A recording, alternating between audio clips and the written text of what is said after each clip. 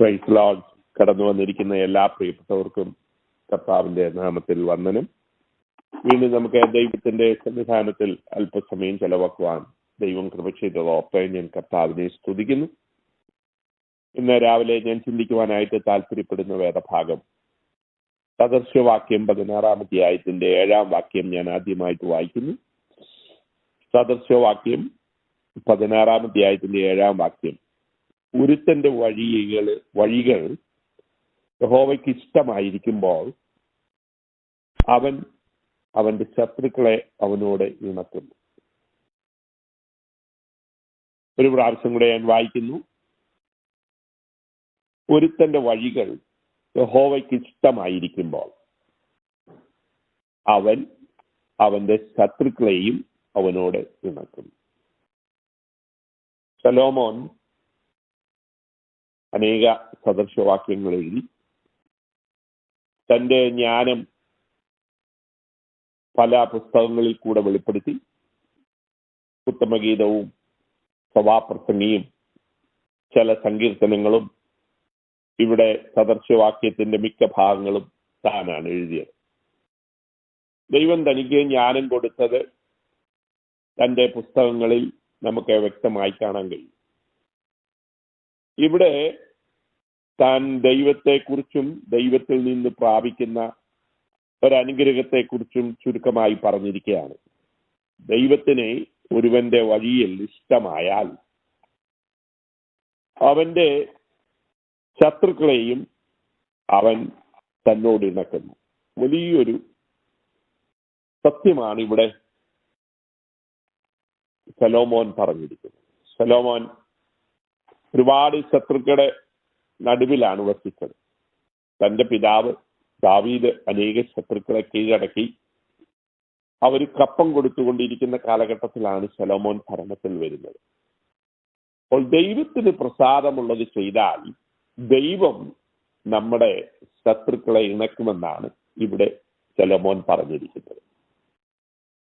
നമ്മളെ സംബന്ധിച്ചിടത്തോളം നമുക്ക് ശത്രു എന്ന് പറയുന്നത് മനുഷ്യരല്ല. അതെന്റെ വാക്കല്ല. അപ്പോസ്തലനായ പൗലോസ് എഫെസോസിലുള്ള ദൈവമക്കൾക്ക് എഴുതിക്കൊണ്ട് വരുമ്പോൾ പറയുന്നു, നമുക്ക് പോരാട്ടമുള്ളത് ജഡരക്തങ്ങളോടല്ല.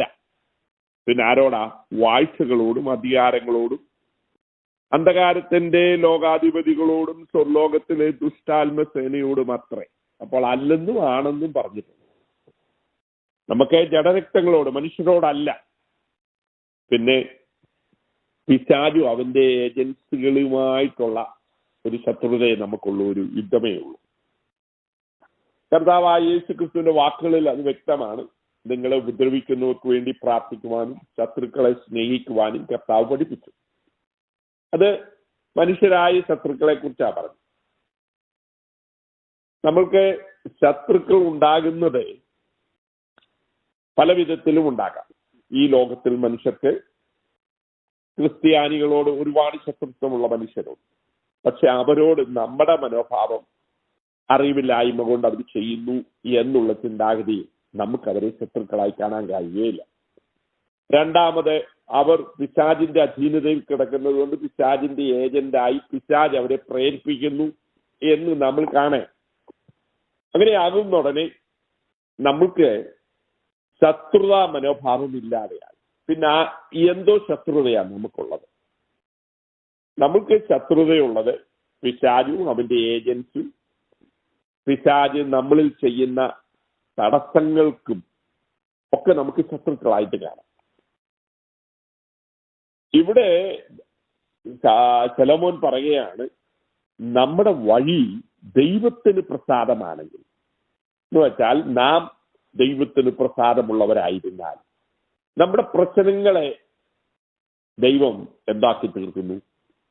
ഇല്ലാതാക്കി തീർക്കുന്നു. അല്ലെങ്കിൽ അവിടെ ദൈവം നമുക്ക് വഴി തുറക്കുന്നു.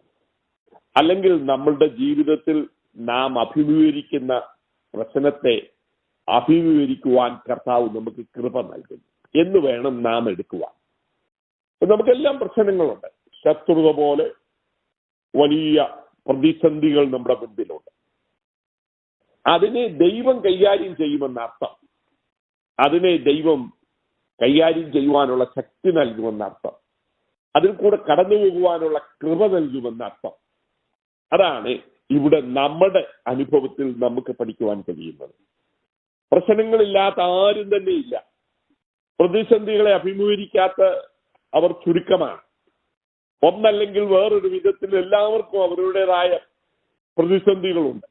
അപ്പോൾ അതിനെ ഇണക്കുവാൻ, അതിനെ ഇല്ലാതാക്കുവാൻ, അതിനെ ലഘുവാക്കുവാൻ, അതിനെ അഭിമുഖീകരിക്കുവാൻ ദൈവം തമ്പുരാൻ നമുക്ക് കൃപ നൽകും. അതാണ് ഞാൻ ഈ ഭാഗത്തിൽ നിന്നും മനസ്സിലാക്കുന്നത്.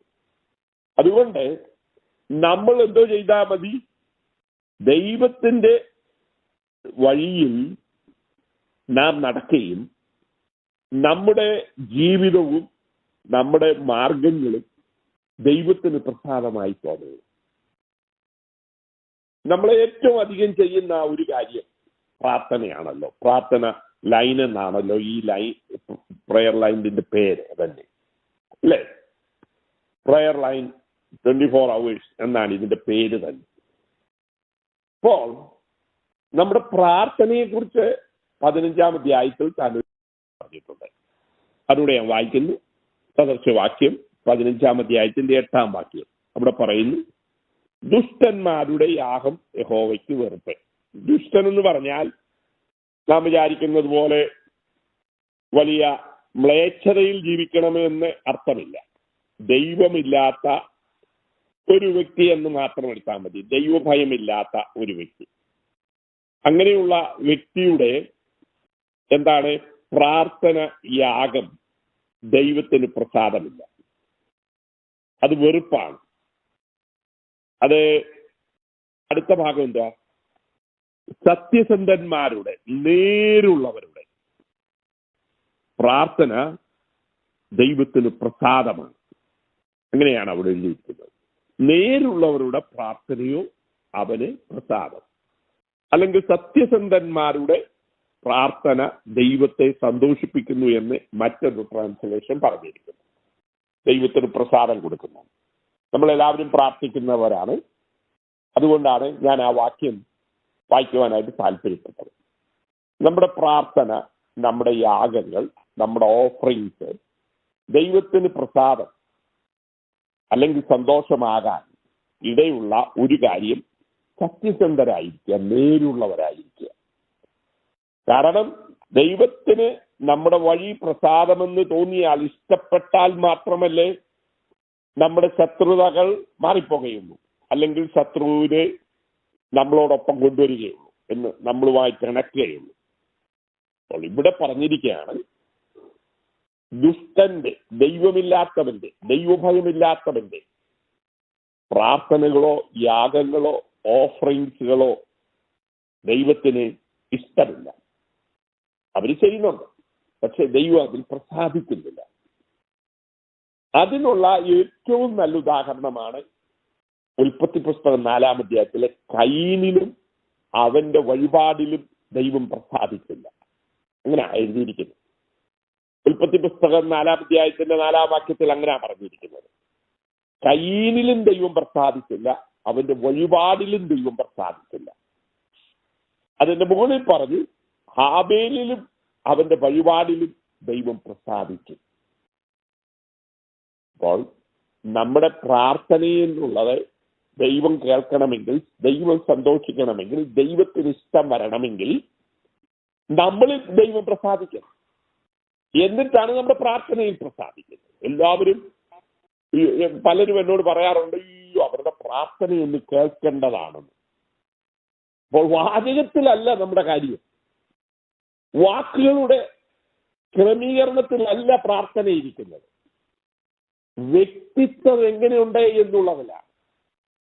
അങ്ങനെയാണ് ആദ്യത്തെ പ്രാർത്ഥനയെക്കുറിച്ച് ദൈവം പറഞ്ഞിരിക്കുന്നത്. കയീനിലും അവന്റെ വഴിപാടിലും ദൈവം പ്രസാദിച്ചില്ല, ഹാബേലിലും അവന്റെ വഴിപാടിലും ദൈവം പ്രസാദിച്ചു. അപ്പോൾ ദൈവം നമ്മെ ആദ്യം നോക്കുന്നത്. അത് തന്നെയാണ് കർത്താവായ യേശുക്രിസ്തു ശമരിയ സ്ത്രീയോട് പറഞ്ഞത്. സത്യനമസ്കാരികളെയാണ് ദൈവം അന്വേഷിക്കുന്നത്.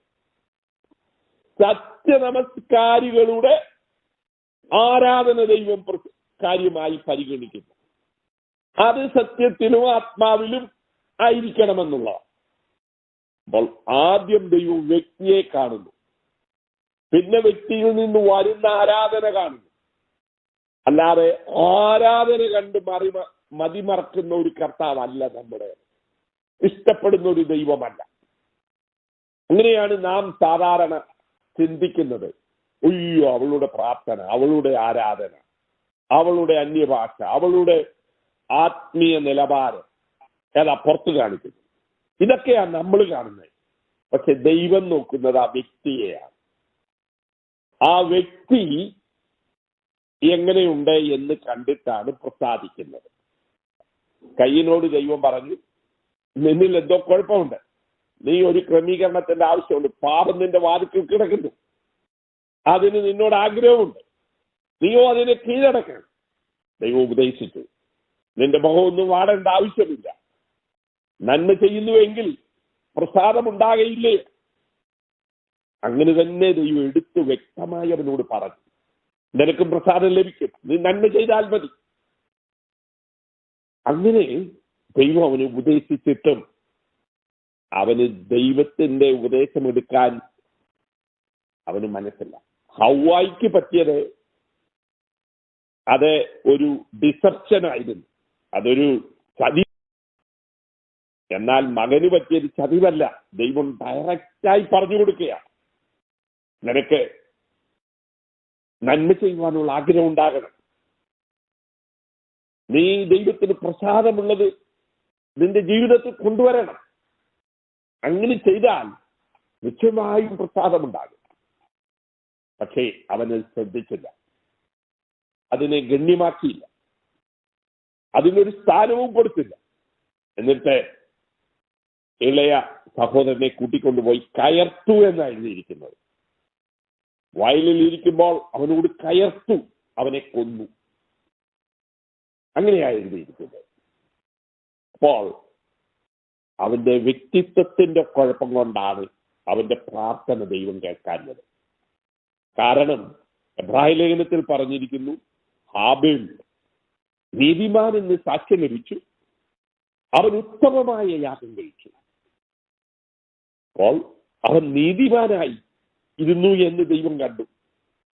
അങ്ങനെ എബ്രായ ലേഖനം 11:4 പറഞ്ഞിരിക്കുന്നു, അവന് ദൈവത്താൽ നീതിമാൻ എന്നുള്ള സാക്ഷ്യം ലഭിച്ചു.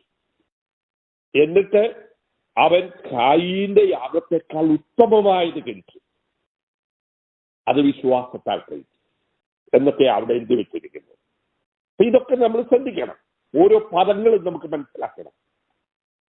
അപ്പോൾ നമ്മളുടെ ജീവിതം ദൈവം നോക്കുന്നു. എങ്ങനെയുള്ള പ്രാർത്ഥന?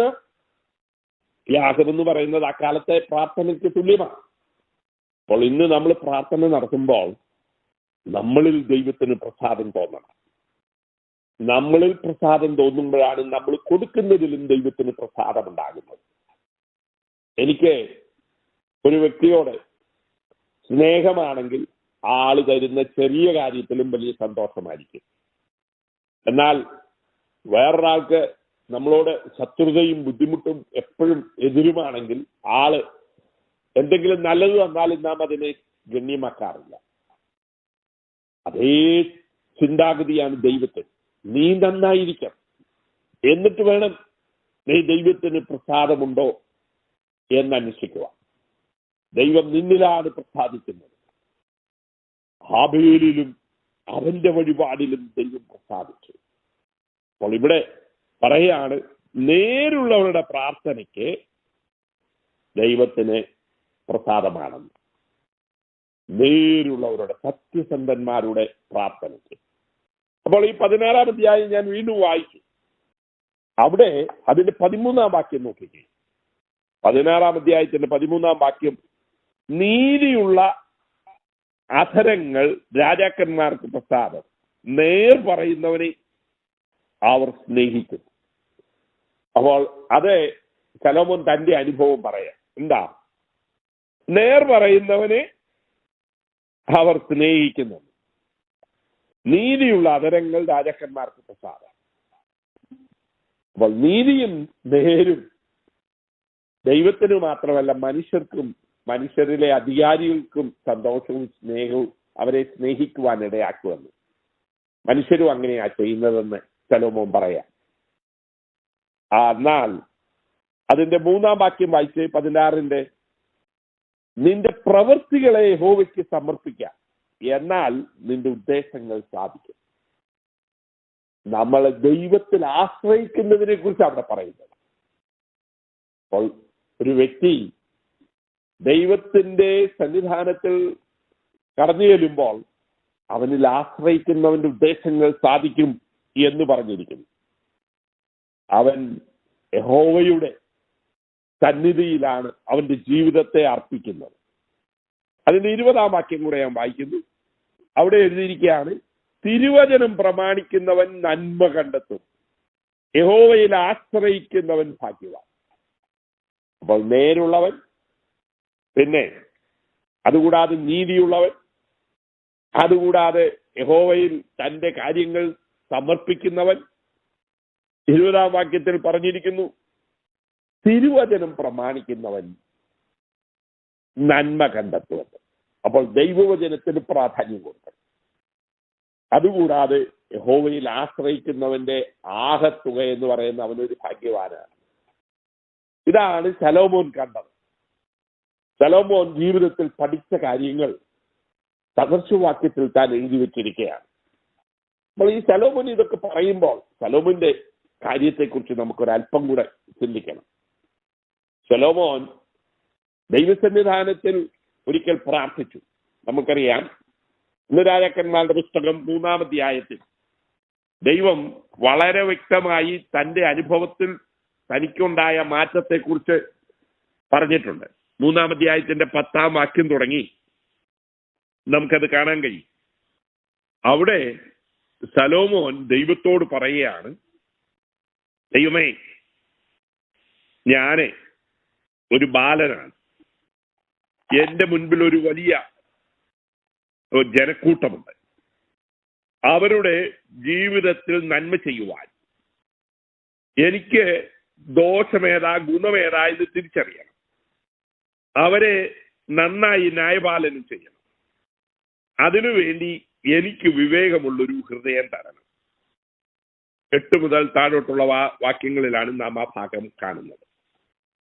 ശലോമോനെ ദൈവത്തിന്റെ ഒരു ദർശനമുണ്ടായപ്പോൾ, നിനക്ക് എന്തോ വേണമെന്ന് ദൈവം ചോദിച്ചപ്പോൾ, അവനെ എന്റെ കാര്യത്തിൽ, ദൈവമേ, എനിക്ക് ശത്രുക്കളെ ജയിക്കണം, പണം വേണം, പ്രതാപം വേണം, സ്ഥാനം വേണം, മാനം വേണം എന്നൊക്കെ ചിന്തിക്കാതെ തന്റെ ദൗത്യം ചെയ്തെടുക്കുവാൻ തന്നെ രാജാവാക്കി ദാവീദ് അഭിഷേകം ചെയ്തപ്പോ, അല്ലെങ്കിൽ സിംഹാസനത്തിൽ ഇരുത്തിയപ്പോ, തന്റെ ദൗത്യം, തന്റെ മുന്നിൽ അഭിമുഖീകരിക്കുന്ന പ്രശ്നങ്ങളെ കൈകാര്യം ചെയ്യുവാൻ താൻ ദൈവത്തോട് പറയാ, കർത്താവേ, ഞാനൊരു അപ്രാപ്തനായ ഒരു വ്യക്തിയാണ്, പ്രാപ്തിയുണ്ടെന്ന് നടിക്കുന്നില്ല, എനിക്ക് വിവേകമുള്ളൊരു ഹൃദയം വേണം. എന്തിന്? ശരിയും തെറ്റും തിരിച്ചറിയുവാൻ, ഈ ജനങ്ങളെ നന്നായി ന്യായപാലനം ചെയ്യുവാൻ, എന്റെ ജീവിതം കൊണ്ട് മറ്റുള്ളവർക്കൊരു ഗുണമുണ്ടാകുവാൻ, എന്റെ സ്ഥാനം, എന്റെ അധികാരം തെറ്റായി ഉപയോഗിക്കാതിരിപ്പാൻ, ദൈവമേ, എനിക്ക് ഒരു ഹൃദയം തരണം. എങ്ങനെ? നല്ലൊരു ഹൃദയം തരണം, വിവേകമുള്ളൊരു ഹൃദയം തരണം, ഗുണവും ദോഷവും തിരിച്ചറിയുന്ന ഒരു ഹൃദയം തരണം. അപ്പോൾ മറ്റുള്ളവരുടെ നന്മ ചിന്തിക്കുന്ന, അവർക്ക് വേണ്ടി എന്തെങ്കിലും ഗുണം ചെയ്യുവാൻ, ദൈവമേ, നീ എന്നെ പ്രാപ്തനാക്കുന്ന ആ വിവേകമുള്ള ഹൃദയം എനിക്ക് തരണം. എനിക്ക് വിവേകമില്ല എന്ന് ഒരു രാജാവ് പറയണമെങ്കിൽ അവൻ തന്നെത്താൻ താഴ്ത്തണം, അവനൊന്നുമില്ലെന്ന് സമ്മതിക്കണം, താഴ്മയുടെ മനോഭാവം വരണം. പിന്നെ അവൻ പ്രാർത്ഥിക്കുന്നത് എനിക്ക് സ്വത്ത് വേണമെന്നല്ല, എനിക്ക് ശത്രുക്കളെ ജയിക്കണമെന്നല്ല. അപ്പോൾ സെൽഫിഷ്നെസ്, അതായത് സ്വാർത്ഥത കുറവായിരുന്നു. സ്വാർത്ഥത അവനിലില്ല. ദൈവസന്നിധാനത്തിൽ താഴ്ത്തുകയാണ്. എന്നിട്ട് മറ്റുള്ളവരുടെ ഗുണകാംക്ഷിയായി അവനെ കാണുകയാണ്. അത് ദൈവത്തിന് വളരെ ഇഷ്ടം തോന്നി. അവിടെ എഴുതിയിരിക്കുന്നത് ശലോമോൻ ചോദിച്ചത് കർത്താവിന് പ്രസാദമായി. 10-ാം വാക്യം, അതാ ഞാൻ മുമ്പേ വായിക്കാൻ പറഞ്ഞു. ശലോമോൻ ചോദിച്ചത് ദൈവത്തിന് പ്രസാദമായി. എന്താ നമ്മുടെ വാക്യം? ഒരുവന്റെ വഴിയിൽ യഹോവയ്ക്ക് പ്രസാദം തോന്നിയാൽ അവന്റെ ശത്രുക്കളെ അവനോട് ഇണക്കുന്നു. അപ്പോൾ ദൈവം ശലോമോനോട് പ്രസാദം തോന്നി. അപ്പോൾ ദൈവം വാരിക്കോരി അവൻ അനുഗ്രഹങ്ങൾ കൊടുത്തു. ദൈവം അവനോട് പറയുന്നത്, നിന്റെ അപേക്ഷ ഞാൻ കേട്ടിരിക്കുന്നു, ജ്ഞാനവും വിവേകമുള്ളൊരു ഹൃദയം ഞാൻ നിനക്ക് തന്നിരിക്കുന്നു. നിനക്ക് സമനായവൻ ആരും നിന്റെ കാലഘട്ടത്തിലില്ല, നിന്റെ ശേഷവുമില്ല. മഹത്വവും നിനക്ക് വേണ്ടുന്ന ആയുഷ്കാലമൊക്കെയും ഞാൻ നിനക്ക് സമ്പത്തും തരുന്നു. നോക്കൂ, ദൈവത്തിന് പ്രസാദമുള്ളത് ചെയ്തപ്പോൾ അവൻ ചോദിച്ചതിലും അങ്ങേപ്പുറത്ത് ദൈവം കൊടുക്കുകയാണ്. അവന്റെ പ്രശ്നങ്ങളെ കൈകാര്യം ചെയ്യുവാൻ ദൈവം അവന് കൃപ കൊടുക്കുകയാണ്. അതിന് അവൻ ചെയ്ത 3 കാര്യങ്ങൾ: തന്നെത്താൻ താഴ്ത്തി, അവൻ സ്വാർത്ഥനായില്ല, അവൻ മനുഷ്യർക്കും ദൈവത്തിനും ഗുണമുള്ളവനായി ജീവിക്കുവാൻ തന്നെത്താൻ ദൈവസന്നിധാനത്തിൽ ഏൽപ്പിച്ചു കൊടുത്തു. അത് ചെയ്തപ്പോൾ ദൈവം അവൻ ചോദിച്ചതും അവൻ ചോദിക്കാത്തതും അവന്റെ പ്രശ്നങ്ങളായിരുന്ന ശത്രുക്കളുടെ മുൻപിൽ പെരുമയുള്ള, മാന്യതയുള്ള, സമ്പത്തുള്ള, മറ്റുള്ളവർ ഭയപ്പെടുന്ന ഒരവസ്ഥ അവരിൽ നിക്ഷിപ്തമാക്കി. ആ തലമുറയിൽ തന്നെ ശ്രേഷ്ഠനാക്കി മാറ്റി. തന്റെ പ്രശ്നങ്ങളെ ദൈവം കൈകാര്യം ചെയ്തു എന്നർത്ഥം. ഇത് മനസ്സിലാക്കിയ ശലോമോൻ ദേവാലയം പ്രതിഷ്ഠിക്കുമ്പോൾ പ്രാർത്ഥിക്കുന്ന പ്രാർത്ഥന അറിയാമല്ലോ. 2 ദിനവൃത്താന്തം 7-ാം അധ്യായത്തിലേക്ക് നമുക്ക് പോകാം.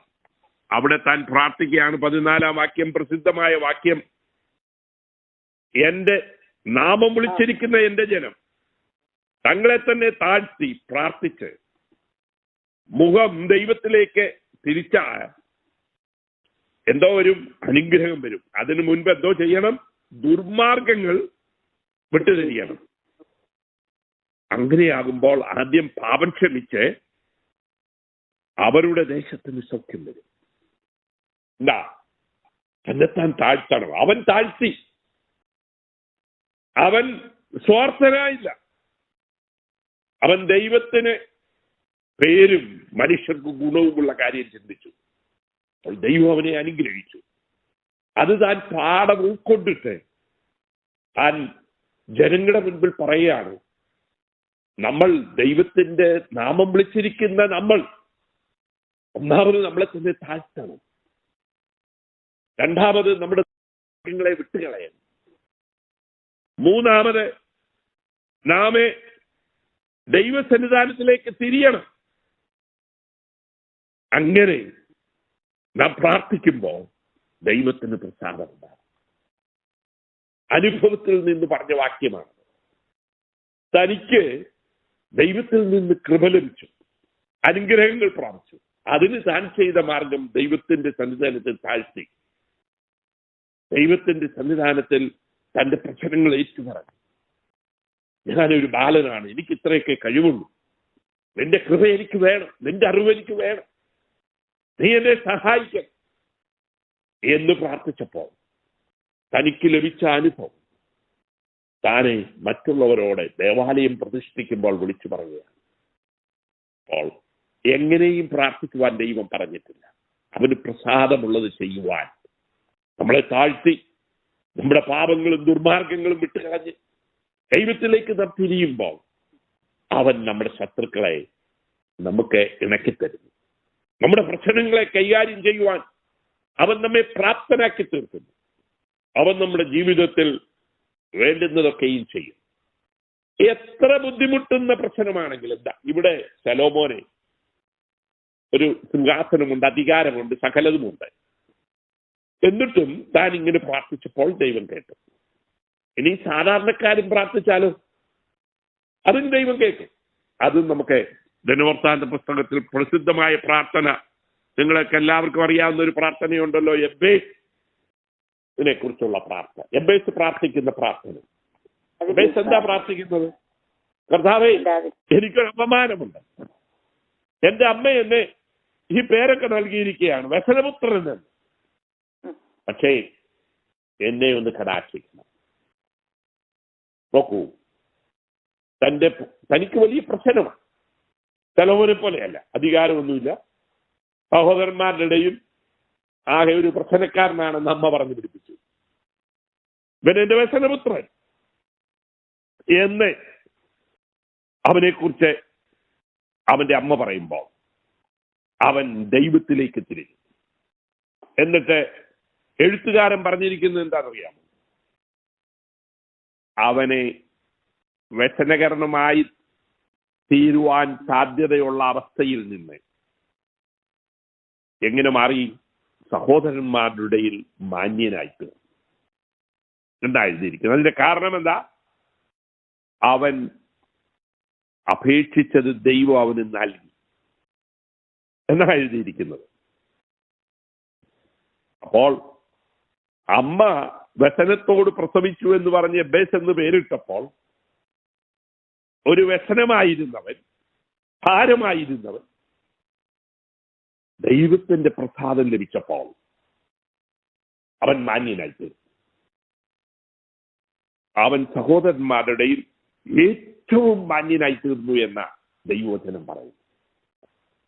എന്നിട്ട് താഴോട്ട് പറയുന്നത് അതിന്റെ കാരണം അവൻ അപേക്ഷിച്ചത് ദൈവം അവന് നൽകി. ദൈവം അവനെ മാനിച്ചെന്നർത്ഥം. ദൈവം അവന്റെ പ്രശ്നത്തെ കൈകാര്യം ചെയ്തു എന്നർത്ഥം. വ്യസനപുത്രൻ എങ്ങനെ മാന്യനായി? ഏറ്റവും മാന്യനായി. അവന്റെ പ്രശ്നങ്ങൾ, അവൻ അഭിമുഖീകരിക്കുന്ന പ്രതിസന്ധികളെ ദൈവം ഇണക്കി അവനൊരു നല്ല ഭാവി കൊടുത്തു, മാന്യനാക്കി തീർത്തു. ശലോമോനെ പോലെ അധികാരമുള്ളവർ മാത്രമല്ല, ഒന്നുമില്ലാതിരിക്കുന്ന ബേസിനെ പോലെയുള്ളവർക്കും ദൈവത്തിന് പ്രസാദം തോന്നിയാൽ, ദൈവത്തിന് ഇഷ്ടം തോന്നിയാൽ സ്ഥിതി മാറ്റിവരും. അതുകൊണ്ട് ഇന്നാരായിരിക്കണമെന്നില്ല. ഞാൻ ആദ്യം പറഞ്ഞു, ഹാബേലിൽ ദൈവം പ്രസാദിച്ചു. അവനെ നമ്മൾ വിചാരിക്കാത്ത ഒരു അന്ത്യമാണ് ഉണ്ടായത്. പക്ഷേ ദൈവസന്നിധാനത്തിൽ അവൻ നീതിമാനെന്ന് മരിച്ചുപോയി. പക്ഷേ നീതിമാൻ എന്നുള്ളൊരു പേര് ലഭിച്ചു. വിശുദ്ധന്മാരുടെ പട്ടികയിൽ, വീരന്മാരുടെ, വിശ്വാസ വീരന്മാരുടെ പട്ടികയിൽ ഒന്നാം സ്ഥാനം ഹാബേൽ കരസ്ഥമാക്കി. അതുകൊണ്ട് ഇവിടെ വെച്ച് നാം വിചാരിച്ചതുപോലെയുള്ള ഒരനുഗ്രഹം ഹാബേലിൽ നിന്ന് ലഭിച്ചില്ലല്ലോ എന്നോട്ട് ഭാരപ്പെടേണ്ട. ദൈവസന്നിധാനത്തിൽ അവൻ നീതിമാനായി. വിശ്വാസ വീരന്മാരുടെ പട്ടികയിൽ ആദ്യം നിൽക്കുന്ന വ്യക്തി അവനാണ്. ഹാബേലിന്റെ പേരാണ് എബ്രായ ലേഖനത്തിൽ നാം ആദ്യം കാണുന്നത്. അവിടെ ആദത്തിന്റെ പേര് വരാമായിരുന്നു, ഹൗവയുടെ പേര് വരാമായിരുന്നു, മറ്റു മക്കളുടെ പേര് വരാമായിരുന്നു. എന്നാൽ അവരൊന്നും ലിസ്റ്റിലില്ല. ആദത്തിനും ഹൗവയ്ക്കും ധാരാളം മക്കൾ ജനിച്ചു. പക്ഷേ അവരുടെ ഒന്നും പേര് നാം കാണുന്നുമില്ല, പട്ടികയിലും എത്തുന്നില്ല. പക്ഷേ ദൈവത്തിന് പ്രസാദം കൊടുത്തവന്റെ പേര് യേശു എടുത്തു പറയുന്നു. ആബേലിന്റെ രക്തം തുടങ്ങി എന്ന് പറഞ്ഞ് തുടങ്ങുകയാണ് യേശു. അപ്പോൾ കർത്താവിന്റെ ഹൃദയത്തിൽ അവന്റെ പേരുണ്ട്. പുതിയ നിയമത്തിൽ അവൻ വിശ്വാസികളുടെ പട്ടികയിൽ മുന്നിലുണ്ട്. അവനെ ദൈവം വിളിക്കുന്നത് നീതിമാനെന്നാണ്, വിശ്വാസ വീരനെന്നാണ്. അവനൊരു അപമാനവും വന്നില്ല. ഈ ലോകത്തിൽ മാത്രമല്ല, ഈ പേരും പെരുമയും ഉള്ളവൻ അത് ദൈവത്തിന്റെ ലിസ്റ്റിലും ദൈവഭക്തന്മാരുടെ മുൻപിലും അത് ശ്രേഷ്ഠമായി നിൽക്കുന്നു എന്ന് ഞാൻ ഉദാഹരണം പറഞ്ഞത്. പ്രിയമുള്ളവരെ, ഒരുവന്റെ വഴിയിൽ ദൈവത്തിന് പ്രസാദം തോന്നിയാൽ അവന്റെ ശത്രുക്കളെ ദൈവം ഇണക്കുന്നു.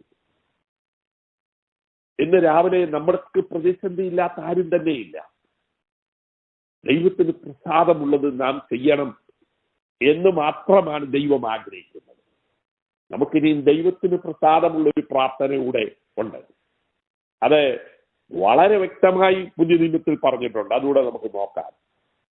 തിമോഥെയോസിന്റെ 1-ാം ലേഖനം 2-ാം അധ്യായത്തിന്റെ ആരംഭം തുടങ്ങി പൗലോസ് തന്റെ പ്രിയ മകനായ തിമോഥെയോസിനോട് പറയാം, ദൈവമനുഷ്യനെന്ന് വിളിക്കാൻ യോഗ്യനായ മനുഷ്യനോട് പറയാം, അവന് തുല്യനായി വേറെ ഒരുത്തനുമില്ലെന്ന് ഫിലിപ്പിയരോട് പറഞ്ഞ തിമോഥെയോസിന് ലേഖനം എഴുതുമ്പോൾ പറയുന്നത്, തിമോഥെയോസെ, കാര്യമൊക്കെ ശരിയാ, നിനക്ക് തുല്യൻ ആരുമില്ല, നീ ദൈവത്തിന്റെ മനുഷ്യനാണ്, എന്റെ പ്രിയ പുത്രനാണ്, എങ്കിലും ദൈവത്തിന് പ്രസാദമുള്ള ഒരു കാര്യം ഞാൻ നിന്നോട് പറഞ്ഞു തരാം. അതെന്താണെന്നറിയാമോ? 2-ാം അധ്യായത്തിൽ സകല മനുഷ്യർക്കും നാം സർവഭക്തിയോടും ഘനത്തോടും സാവധാനതയും സ്വസ്ഥതയുമുള്ള ജീവനം കഴിക്കേണ്ടതിന് വിശേഷാൽ രാജാക്കന്മാർക്കും സകല അധികാരസ്ഥന്മാർക്കും വേണ്ടി യാചനയും പ്രാർത്ഥനയും പക്ഷപാതവും സ്തോത്രവും ചെയ്യണമെന്ന് ഞാൻ സകലത്തിനു മുൻപേ പ്രബോധിപ്പിക്കുന്നു. അത് നമ്മുടെ രക്ഷിതാവായ ദൈവത്തിന്റെ സന്നിധാനത്തിൽ നല്ലതും പ്രസാദകരവുമാണ്. എന്താ അവിടെ പറഞ്ഞിരിക്കുന്നത്?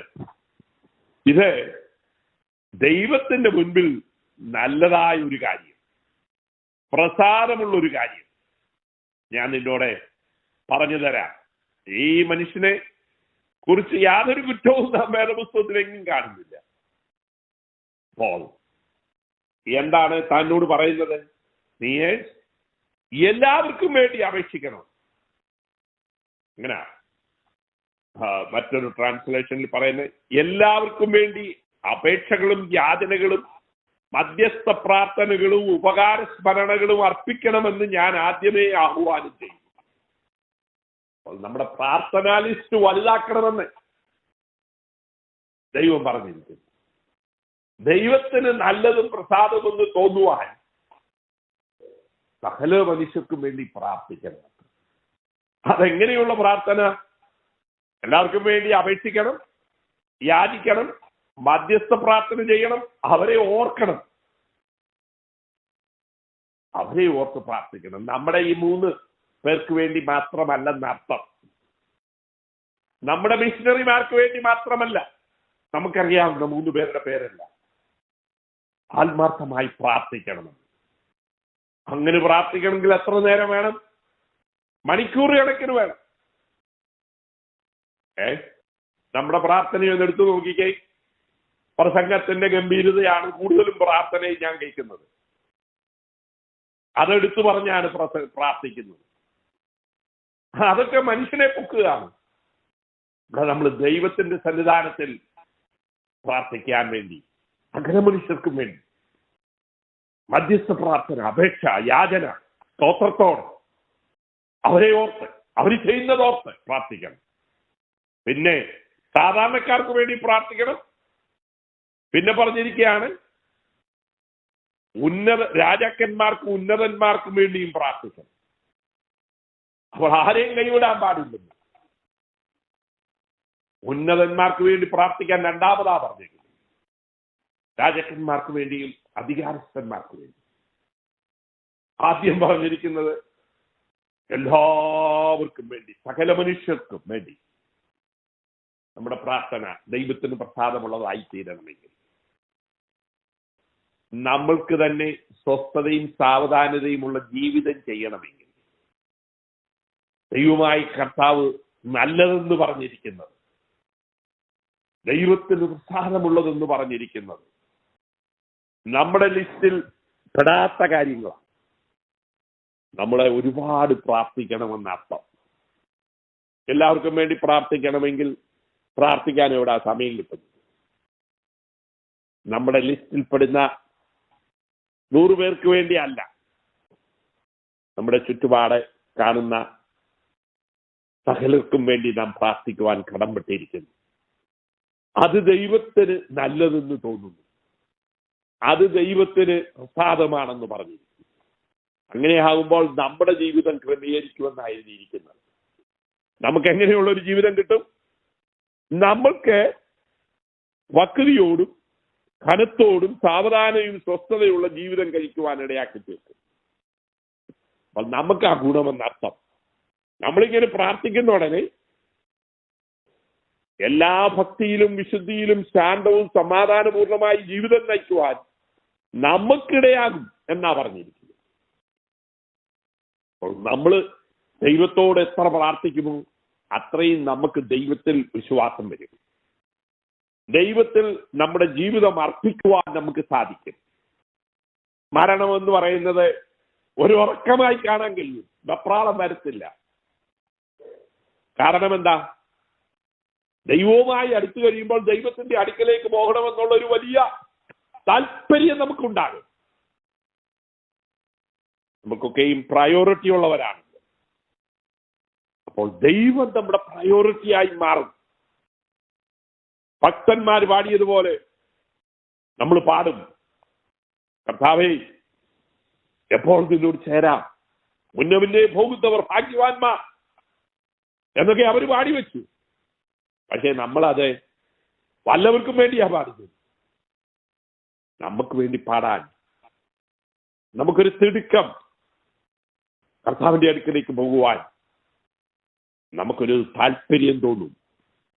ഈ ലോകവും അതിന്റെ മോഹങ്ങളും നമ്മളെ പിടിച്ചു നിർത്തുകയില്ല. നമുക്ക് ഇതൊരു പരദേശമെന്ന് തന്നെ തോന്നും. സ്വന്തം വീടിലേക്ക് ഉള്ള ഒരു കാഴ്ചപ്പാട് നമുക്ക് ലഭിക്കും. നമ്മൾ മറ്റുള്ളവരെ കുറിച്ച് പ്രസംഗിക്കും, പക്ഷെ നമ്മുടെ ജീവിതത്തെക്കുറിച്ച് നാം കാണണം.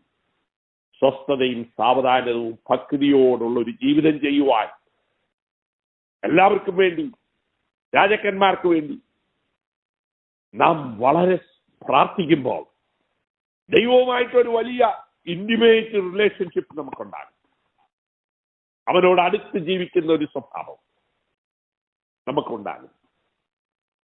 അപ്പോൾ നമ്മുടെ ജീവിതം കർത്താവിന് പ്രസാദകരമായ ഒരു ജീവിതമായി മാറും. അതാണ് പ്രാർത്ഥന നമുക്ക് നൽകേണ്ടത്. യേശു എന്താ ചെയ്യുന്നത്? അപ്പോസ്തലന്മാരെന്തുവാ ചെയ്യുന്നത്? അങ്ങനെയുള്ളൊരു ജീവിത ശൈലിയിലേക്ക് നാം വരണം. എന്താ യേശു പറയുന്നത്? 17-ാം അധ്യായം യോഹന്നാന്റെ സുവിശേഷം, പിതാവേ നീ എനിക്ക് തന്നതൊക്കെ ഞാൻ ഓർക്കുന്നുണ്ട്. ഇപ്പൊ ഇതാ ഞാൻ നിന്റെ അടുക്കിലേക്ക് വരുവാൻ ബന്ധപ്പെടുന്നു. എന്നെ ആ മഹത്വത്തിലേക്ക് സ്വീകരിച്ചാലും. മരിച്ചൊന്നുമില്ല, ഇതാ തിടുക്കം കാണിക്കുക. ഇതാ നിന്റെ അടുക്കിലേക്ക് ഞാൻ വരുവാൻ ബന്ധപ്പെടുന്നു. പൗലോസ് എന്താ പറയുന്നത്? ഞാൻ ഭാര്യമായി ഒഴിക്കപ്പെട്ടു, മരിച്ചിട്ടൊന്നുമില്ല. എനിക്ക് വേണ്ടി കാത്തിരിക്കുന്ന കർത്താവിനെ കാണുന്നു. അവിടെ നിൽക്കുന്ന കർത്താവിനെ കാണുന്നു. പത്രോസ് പറയുന്നു, കർത്താവ് പറഞ്ഞതുപോലെ കാലമൊക്കെ അടുത്തു, ഞാൻ പോകുകയാണെങ്കിലും നിങ്ങളെ ഓർപ്പിച്ചുണർത്തുന്നു.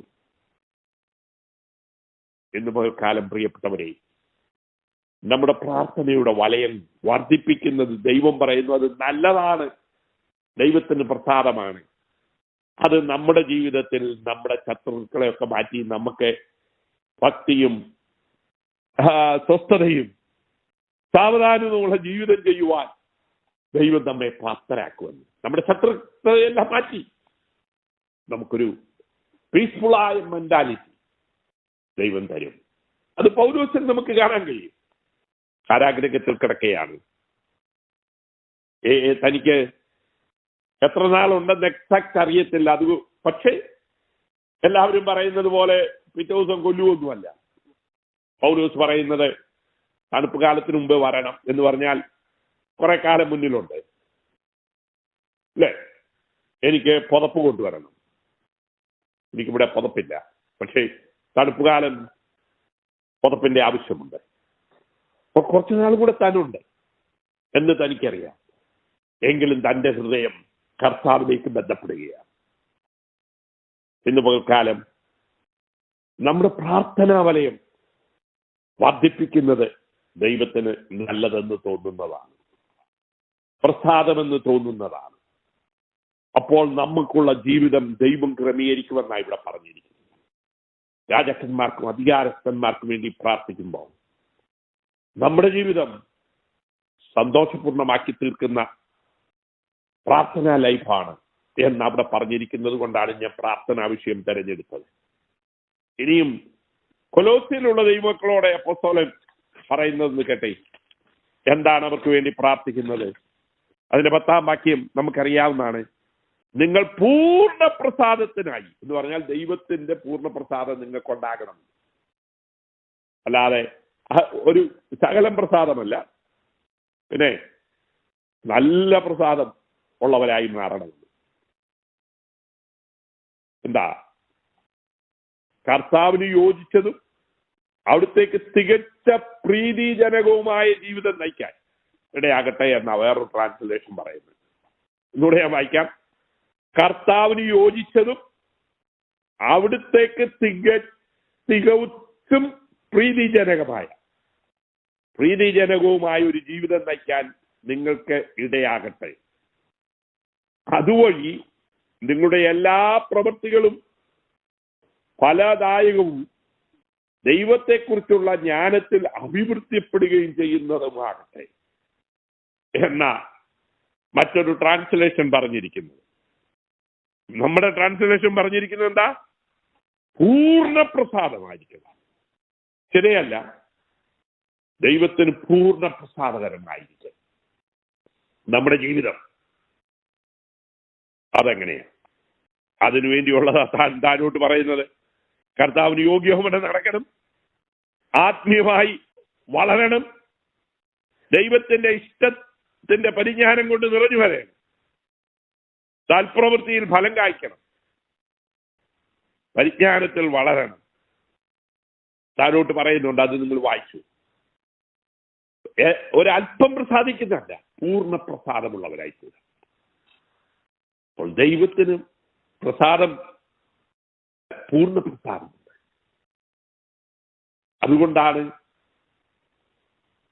നാം ദൈവസന്നിധാനത്തിൽ ദൈവഹിതം തിരിച്ചറിയുവാൻ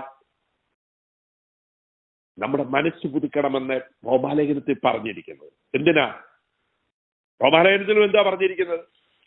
ദൈവത്തിന് പ്രസാദമുള്ളതെന്ന് അവിടെ ഒരു വേറുണ്ട്, അല്ലേ? നമുക്കിതൊക്കെ അറിയാവുന്ന വാക്യമാണ്, പുതിയതായിട്ടൊന്നുമല്ല. എങ്കിലും ആ പദം കൂടെ അപ്പോസ്തലൻ ഉപയോഗിച്ചിരിക്കുകയാണ്. അവിടെയും പറയുന്നത് പൂർണ്ണതയുള്ള, പ്രസാദമുള്ള കാര്യം തിരിച്ചറിയാൻ, പ്രസാദമുണ്ടാക്കുന്നു. ദൈവത്തിന് പ്രസാദമുള്ളപ്പോഴാണ് നമ്മുടെ പ്രശ്നങ്ങളെ കർത്താവ് കൈകാര്യം ചെയ്യുവാൻ ഇറങ്ങി വരുന്നത്. നമ്മുടെ പ്രതിസന്ധിയിൽ നമ്മുടെ ശത്രുക്കളെ എന്ന് ഉദ്ദേശിക്കുന്നത് ഞാൻ മനുഷ്യരെ അല്ല, ശത്രുതയായി, എതിരായി, തടസ്സമായി നിൽക്കുന്ന എന്തും, അത് പൈശാചിന്റെ തന്ത്രമായിരിക്കാം, അത് ജഡസ്നേഹമായിരിക്കാം, അത് പണത്തോടുള്ള സ്നേഹമായിരിക്കാം, നമ്മളെ ദൈവത്തിന്റെ പരിപാടിയിൽ നിന്ന് തരം താഴ്ത്തുന്ന ജഡമോഹമാകാം, കൺമോഹമാകാം, ജീവനത്തിന്റെ പ്രതാപമാകാം, പിശാചിന്റെ എന്തായുധങ്ങളുമാകാം. അതിനെയൊക്കെ അതിജീവിക്കുവാൻ, പൂർണ്ണ പ്രസാദമുള്ളവരായി തീരുവാൻ, ദൈവഹിതവും പ്രസാദവും ഉള്ളതായി തീരുവാൻ, നന്മയായതായി തീരുവാൻ, നമ്മുടെ മനസ്സ് രൂപാന്തരപ്പെടുത്തുവാൻ അപ്പോസ്തലൻ പറയുന്നത് അതുകൊണ്ടാണ്. എന്ന് വെച്ചാൽ ലോകത്തിന് അനുരൂപമാകരുതെന്ന് പറഞ്ഞാൽ എന്താ അർത്ഥം? ലോകക്കാരെ മറ്റുള്ളവരെ പോലെ ആകരുതെന്നേ ഉള്ളൂ. നമ്മൾ ആ മതമൊക്കെ കാണുമ്പോൾ ഇതൊന്നും ചിന്തിക്കാറില്ല. നമ്മുടെ ചുറ്റും നടക്കുന്നവരെ പോലെ നാം ജീവിക്കരുതെന്ന്. ലോകത്തിന് അനുരൂപം എന്ന് പറഞ്ഞാൽ അതാ ലോകക്കാര്.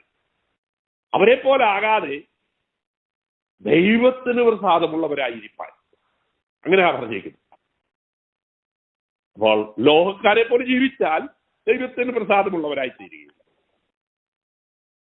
ഇന്ന് രാവിലെ നമുക്ക് ചിന്തിച്ച് നോക്കാം, എന്റെ ജീവിതം മറ്റുള്ളവരെ പോലെയാണോ? ലോകക്കാരെ പോലെ അല്ലാത്ത എന്തോ ഉണ്ട് എന്നിൽ? എന്റെ കാഴ്ചപ്പാടുകളൊക്കെ അവരിൽ നിന്ന് എന്തെങ്കിലും വ്യത്യാസമുണ്ടോ? അതോ അവരെയും നമ്മളെയും കൂടെ കൊണ്ടുവിട്ടാൽ തിരിച്ചറിയാൻ ഒട്ടും പറ്റത്തില്ലല്ലോ. നമ്മുടെ ജീവിത ലക്ഷ്യം, സാഹചര്യങ്ങൾ, കാര്യങ്ങൾ ഒക്കെ ഒന്നു തന്നെയാണെങ്കിൽ പിന്നെ ലോകക്കാരെ പോലെ ആകരുതെന്ന് പറയുന്നത് ഉരുവിടുക എന്നല്ലാതെ കാര്യമായതൊന്നും നമുക്ക് മാറ്റമില്ലല്ലോ. ലോകത്തിന് അനുരൂപമാകരുതെന്ന് പറഞ്ഞാൽ ലോകക്കാരെ പോലെ ആകരുതെന്ന്, ചുറ്റുപാടുള്ളവരെ പോലെ ആകാൻ പാടില്ല. പിന്നെ ദൈവത്തിന് പ്രസാദമുള്ളവരായി തീരണം. അതാണ് ഉപ്പുവെള്ളത്തിൽ കിടക്കുന്ന മീൻ ചത്തുപോയാൽ മാത്രമേ ഉപ്പ് പിടിക്കുകയുള്ളൂ എന്ന് കേട്ടിട്ടുണ്ട്. ജീവനുള്ളിടത്തോളം കാലം അതിനെ പിടിച്ചോണ്ട് വരുമ്പോൾ അതിനെ കറി വെച്ചാൽ ഉപ്പ് പിന്നെയും ഇടണം. നമുക്കെല്ലാവർക്കും അറിയാവുന്നതാണ്. പ്രിയമുള്ളവരെ, എത്രമാത്രം ഉപ്പ് നമുക്ക് പിടിച്ചിട്ടുണ്ട് നമ്മുടെ ജീവിതത്തിൽ, അത് നമുക്കൊക്കെ ഓരോരുത്തർക്കേ അറിയത്തുള്ളൂ. ആ ഉള്ളിൽ ജീവനുണ്ടെങ്കിൽ അതിൽ നമുക്ക് അതിജീവിക്കാൻ കഴിയും. ദൈവം ആ തടസ്സത്തെ നമ്മുടെ ജീവിതത്തിൽ ബാധകമാക്കേയില്ല എന്നാണ് ഉപ്പുവെള്ളത്തിൽ കിടക്കുന്ന മീൻ നമ്മളോട് പറയുന്നത്. വെള്ളത്തിലാണെങ്കിലും ഉപ്പിന്റെ രസം നമ്മുടെ ജീവിതത്തിലേക്ക് കയറാതെ ജീവനുള്ളവരാക്കി ദൈവം നമ്മെ നിർത്തുമെന്നർത്ഥം. പൂർണ്ണ പ്രസാദമുള്ളവരായി തീരുവാൻ ദൈവം ആഗ്രഹിക്കുന്നത് എന്തിനാണ്? നിന്റെ ജീവിതം സ്വസ്ഥതയും സാവധാനവും ഭക്തിയുമുള്ള ജീവിതം ചെയ്യുവാൻ ദൈവത്തിന്റെ പദ്ധതി നിനക്ക് വേണ്ടി ദൈവം ക്രമീകരിക്കുമെന്ന് പറഞ്ഞാൽ നമുക്കത് വിശ്വസിച്ച് ഏറ്റെടുക്കുവാൻ നമുക്ക് കഴിയുമോ? നമ്മുടെ ജീവിതം ഒന്ന് ചിന്തിക്കേണ്ട സമയമായില്ലേ? കർത്താവ് നമ്മളോട് ആവശ്യപ്പെടുന്നത് നിന്റെ വഴി യഹോവയിലേക്ക് സമർപ്പിക്കാം. അങ്ങനെയാണല്ലോ 16-ാം അധ്യായത്തിൽ ഞാൻ വായിച്ച മറ്റൊരു വാക്യം, നിന്റെ പ്രവൃത്തികളെ യഹോവയ്ക്ക് സമർപ്പിക്കാം, എന്നാൽ നിന്റെ ഉദ്ദേശങ്ങൾ സാധിക്കും. നമുക്ക് പലപ്പോഴും പലതും സാധിക്കാതെ വരുമ്പോൾ നമ്മളുടെ പ്രവൃത്തിയെ ദൈവത്തിന്റെ കരങ്ങളിലേക്ക് ഏൽപ്പിക്കുക. അപ്പോൾ ദൈവം എന്തോ ചെയ്യും? നമ്മുടെ ഉദ്ദേശങ്ങളെയൊക്കെയും സാധിച്ചു നൽകും. അത് പ്രാർത്ഥനയിലാണ് നമുക്ക് സാധിക്കുന്നത്. അത് നേരുള്ളവന്റെ പ്രാർത്ഥനയാണ് ദൈവത്തിന് പ്രസാദം. വ്യക്തിയിലാണ് ദൈവം നോക്കുന്നത്. ശലോമോന്റെ ആ പ്രാർത്ഥന ദൈവം കേട്ടത് അവൻ തന്നെ താൻ താഴ്ത്തി, സ്വാർത്ഥതയില്ലാതെ മറ്റുള്ളവരുടെ നന്മയ്ക്ക് വേണ്ടി അവൻ പ്രാർത്ഥിക്കായിരുന്നു. എബ്ബേസ് തന്റെ പ്രശ്നത്തിന്റെ നടുവിൽ അമ്മ പോലും കൈമലർത്തിയ സ്ഥാനത്ത് ദൈവത്തിൽ ആശ്രയിച്ചപ്പോൾ അവരെ മാന്യനായി ദൈവം ഉയർത്തി. അവൻ പ്രശ്നക്കാരനായില്ല, അവന്റെ പ്രശ്നത്തെ കർത്താവ് അതിജീവിക്കുവാൻ ഇടയാക്കി കൊടുത്തു.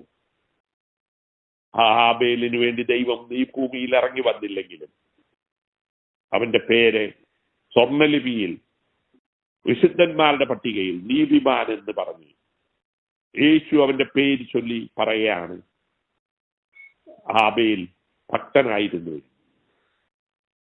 പ്രിയമുള്ളവരെ, ഇതാണ് ദൈവവചനത്തിൽ നല്ലതും ദൈവത്തിന് പ്രസാദവുമുള്ള കാര്യങ്ങൾ. നമ്മുടെ ശത്രുക്കളെ ഇല്ലായ്മ ചെയ്യുവാൻ ദൈവത്താൽ സാധിക്കും. നേരുള്ളവരുടെ ജീവിതം ദൈവസന്നിധാനത്തിൽ പ്രസാദകരമായി ജീവിക്കുന്നവരെ ദൈവം പരിഗണിക്കുന്നു എന്നാണ് ഈ ചരിത്രമൊക്കെയും നമ്മെ പഠിപ്പിക്കുന്നത്. പൂർണ്ണ പ്രസാദത്തിനായി പുതിയ നിയമത്തിൽ പറഞ്ഞിരിക്കുന്നു, നാം നമ്മുടെ ജീവിതത്തെ ക്രമീകരിക്കണമെന്ന്, ഫലമുള്ളവരായി തീരണമെന്ന്, ദൈവിക പദ്ധതിയിൽ നിറഞ്ഞു വരണമെന്ന്. ഇന്ന് രാവിലെ ഞാനൊരു പുതിയ തത്വമല്ല പറയുന്നത്. നാമും നമ്മുടെ പ്രവൃത്തികളും നമ്മുടെ പ്രാർത്ഥനയും ദൈവത്തിന് നല്ലതെന്നും പ്രസാദമെന്നും തോന്നുമാ ഇരുന്നാൽ നമുക്ക് സ്വസ്ഥതയും സ്വൈര്യവും ഉള്ളൊരു ജീവിതം അത് ദൈവം നമുക്ക് വാഗ്ദാനം നൽകും. നമ്മുടെ ശത്രുക്കളെ നമ്മളോട് ഇണക്കും.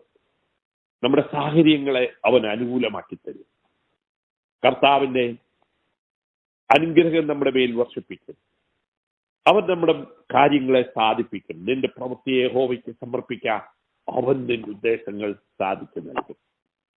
വിജയകരമായി നമുക്ക് മുന്നോട്ട് പോകുവാൻ ദൈവത്താൽ നമ്മെ പ്രാപ്തരാക്കുമെന്ന് ഈ വചനം നമ്മെ ഓർപ്പിക്കുന്നു. ഇന്ന് രാവിലെ ഞാൻ എൻ്റെ വാക്കുകൾ ചുരുക്കട്ടെ. ദൈവത്താൽ നമ്മുടെ ജീവിതം സാധ്യമാക്കി തീർക്കുവാൻ, നമ്മുടെ എതിരുകളെയൊക്കെയും മാറ്റുവാൻ കഴിവുള്ള ദൈവത്തിൽ, പ്രശ്നങ്ങളെ കൈകാര്യം ചെയ്യുന്ന ഒരു കർത്താവിന്റെ സന്നിധാനത്തിൽ ദൈവം അത് ചെയ്യാമെന്ന് പറഞ്ഞിരിക്കുകയാണ്. എന്ത് ചെയ്താൽ മതി? യഹോവയ്ക്ക് നിന്റെ വഴി ഇഷ്ടമായാൽ മതി, പ്രസാദമെന്ന് തോന്നിയാൽ മതി, നീ ദൈവത്തിന് മഹത്വം കൊടുക്കുന്നവനാണെന്ന് തോന്നിയാൽ മതി. ദൈവം നിന്റെ കാര്യം സാധ്യമാക്കി തീർക്കും. നിന്റെ ശത്രുക്കളെ നിന്നോട് ഇണക്കും. നിന്റെ ജീവിതത്തിന്റെ ലക്ഷ്യപ്രാപ്തിക്ക് ദൈവം നിന്നെ പ്രാപ്തനാക്കും. ദൈവം പറയും, നല്ലവനെ വിശ്വസ്തനെ, നീ നിന്റെ പ്രവൃത്തി തികച്ചിരിക്കുന്നു എന്ന് പറയും. നമ്മൾക്കും അങ്ങനെയുള്ളൊരു വാക്ക് കേൾക്കുവാൻ, ദൈവസന്നിധാനത്തിൽ നന്മയും പ്രസാദവുമുള്ളത്, ദൈവത്തിന് ഇഷ്ടമായത്, ദൈവം ഒക്കെ എന്ന് പറയുവാൻ ഇടയാക്കി തീർക്കട്ടെ. കണ്ണുകളടയ്ക്കാൻ പ്രാർത്ഥിക്കാം. പ്രിയ കർത്താവേ, ദൈവത്തിന് പ്രസാദമുള്ള, ദൈവത്തിന് ഇഷ്ടമുള്ള, ദൈവം നല്ലതെന്ന് പറയുന്നത് ഞങ്ങളുടെ ജീവിതത്തിൽ ഉണ്ടാകുവാൻ ഇടയാക്കണമേ എന്ന് പ്രാർത്ഥിക്കുന്നു. അടിയന്റെ കുറ്റങ്ങൾ ക്ഷമിക്കണമേ, അടിയനെ കേട്ടവരുടെ കുറ്റങ്ങൾ ക്ഷമിക്കണമേ. ഞങ്ങൾ എങ്ങും എത്തിയിട്ടില്ല കർത്താവ്. ഞങ്ങൾ വലിയ കാര്യങ്ങൾ പറയുന്നവരാണ്, എന്നാൽ ജീവിതത്തിൽ കൊണ്ടുവരുവാൻ വളരെ ബുദ്ധിമുട്ടുന്നവരാണ്. എന്നാൽ ഞങ്ങളുടെ പ്രവൃത്തി ദൈവസന്നിധാനത്തിൽ സമർപ്പിച്ചാൽ, ദൈവത്തിന് നല്ലതും ഇഷ്ടമെന്ന് തോന്നിയാൽ അത് സാധിപ്പിക്കുന്ന ഒരു ദൈവം ഞങ്ങൾക്ക് വേണ്ടിയുണ്ടല്ലോ. പ്രതിസന്ധി എത്ര വലുതാണെങ്കിലും, അത് എരിവോക്കോട്ട പോലെയാണെങ്കിലും, അത് ചെങ്കടൽ പോലെയാണെങ്കിലും, കർത്താവെ അത് മരുഭൂമിയാണെങ്കിലും, അവിടെ മേഘസ്തംഭവും അഗ്നി സ്തംഭവും കർത്താവെ വഴിയും ഒക്കെ ഒരുക്കി യാഥാർത്ഥ്യത്തിലേക്ക് എത്തിക്കുവാൻ കഴിയുന്ന ഒരു ദൈവത്തെക്കുറിച്ച് ഞങ്ങൾക്കറിയാമല്ലോ. ആ ദൈവത്തിൽ വിശ്വസിക്കുവാനും അർപ്പിക്കുവാനും അവനെ പ്രസാദിപ്പിക്കുവാനും അവന് ഇഷ്ടമുള്ളത് ചെയ്യുവാനും ഞങ്ങളെ പഠിപ്പിച്ചാലും, അടിയനെ കേട്ട നിന്റെ മക്കളെയൊക്കെ അനുഗ്രഹിച്ചാലും, ധാരാളം കൃപയും നന്മയും കൊടുത്താലും, അവരുടെ ശരീരത്തിന്റെയും ആത്മാവിന്റെയും ഭൗതികമായ ആവശ്യങ്ങളും മാനസികമായ ആവശ്യങ്ങളും ഒക്കെ കൊടുത്ത് നീ അവരെ പരിപാലിക്കണം. ശത്രു അവരെ ഒന്നിനെയും തോൽപ്പിക്കാതെ, കർത്താവെ പഴയ പടിയിൽ ഞങ്ങൾ കിടക്കാതെ ഞങ്ങൾക്കൊരു മാറ്റം വരുവാൻ അടിയങ്ങളെ സഹായിക്കണം. എല്ലാ നിലകളിലും നിന്നെ പ്രസാദിപ്പിക്കുന്ന, നിനക്ക് നല്ലതെന്ന് തോന്നുന്ന, നിനക്ക് ഇഷ്ടപ്പെടുന്ന അവസ്ഥ ഞങ്ങൾക്ക് നൽകണമേ. ഞങ്ങളിലും ഞങ്ങളുടെ പ്രവൃത്തിയിലും ഞങ്ങളുടെ പ്രാർത്ഥനയിലും അത് ഉണ്ടാകണമേ. ഞങ്ങളെ ഏൽപ്പിക്കുന്ന കർത്താവെ അനുഗ്രഹിച്ചാലും പ്രാർത്ഥന കേട്ടതുകൊണ്ട് സ്തോത്രം. യേശു ക്രിസ്തുവിന്റെ വിലയേറിയ നാമത്തിൽ തന്നെ ആമേൻ. പ്രിയ ദൈവജനമേ, നീ അത് വിവരിക്കേണ്ട ആവശ്യമില്ല. ദൈവത്തിന് നല്ലതും പ്രസാദവും എന്ന് തോന്നുമാറുള്ളൊരു ജീവിതം നമുക്കുണ്ടാക്കുവാൻ, നമ്മുടെ ജീവൻ അതിനനുസ്പദമാക്കി നടത്തുവാൻ, ദൈവത്തിന്റെ മുൻപിൽ സമർപ്പിക്കാൻ കൊള്ളാവുന്നതായിരിക്കും. നമുക്ക് ശ്രദ്ധിക്കാം, ശ്രമിക്കാം. ദൈവം നമ്മെ ആസ്വദിക്കുമാറാകട്ടെ.